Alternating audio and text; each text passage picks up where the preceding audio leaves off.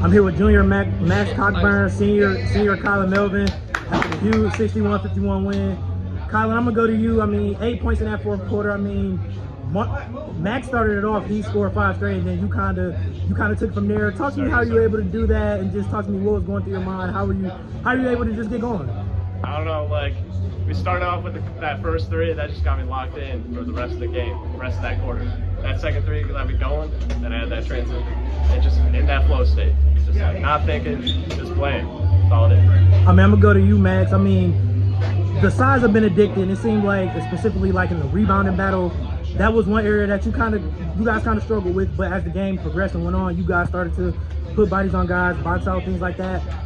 Coming into this matchup, how much was that in your head? Just like the whole idea of just going against Benedictine's size and preparing for that. Yes, sir. So I mean, we haven't faced a team that big really all year. So in practice, we've been talking about communication, rebounding, hitting guys with your body, getting rebounds. I mean, we switched into from the man to the zone, and we really got sports going. So just that preparation and practice really got us in that mindset. I'm glad you talked about that switch, because that's something I want to touch on as well. Was that something you guys kind of knew was going to happen going into this game? For sure. I mean, we knew the rebounding was going to be an advantage for them and disadvantage for us, so we really had to hit bodies. I'm going to go to you, Collin. Most of the game, outside of like that fourth quarter, really, you guys were just matching each other as a team. What kind of set you guys apart down the stretch? Down the stretch, we just hit our shots. In those first 3 quarters, it was like we were missing a little bit, not getting rebounds. So once we start getting rebounds, getting stops on D, it just came on offense and started scoring. I mean, and the defensive performance. I mean, just talk to me how you guys were able to just stay dialed in and locked in defensively tonight. It was that zone, to be honest. Switching up the D, just like really like tricked them up. So that's how it happened. I mean, anything else before I let you guys get out of here? We got a great brotherhood here. We're gonna go far. Sir. Anything else? Good. I mean, good luck. Good luck to you guys. Thank you.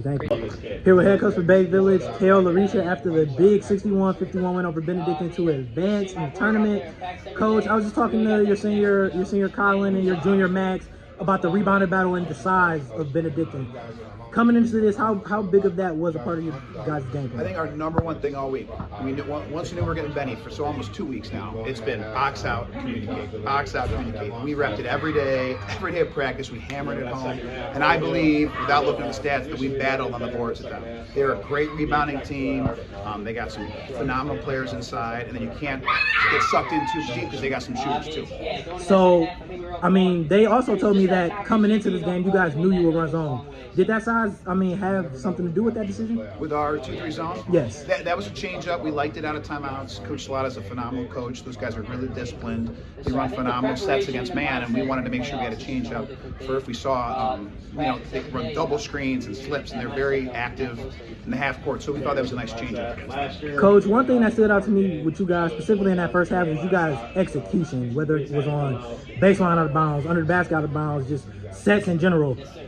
Can you just talk about that a little bit and how you guys plan to build upon that? Yeah, you were asking, like you were mentioning that we executed well. Is that what you're saying? Yes. Yeah, I think that's a whole season execution, right? I think that in the playoffs, every possession counts. We treat blobs and slobs, baseline out of bounds stuff like it's special teams in football. So we got it's 1/3 of the game, and I think that we converted a lot tonight on those out of bounds plays. That third quarter, I mean, I must ask, did it feel like things started to turn the tide in you guys' favor? Because, I mean, you guys were getting going and you guys forced that timeout. Then Benny fought back and they eventually tied it. But were you guys still feeling like you were in a good spot? I think we called one timeout to kind of just reassure the guys. 2.5 in, 3 minutes, and just like, hey, it's an even ball game here. We got to push through right now. We got to go on a run. And I think that run continued into the fourth quarter. That was awesome. Coach, before I let you go, you don't have to ask either Ken or Jefferson.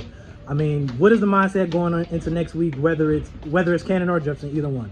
Yeah, hey, those two teams battled hard in the regular season. I think it was a 9-point win in Jefferson's favor.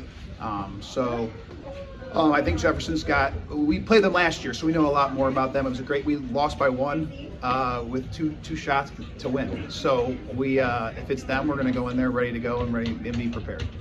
Anything else before I let you go, Coach? No, just thanks for being here. Thanks for coverage. Go Rockets. Go Rockets. You heard it here, Coach. Thank you. Congrats.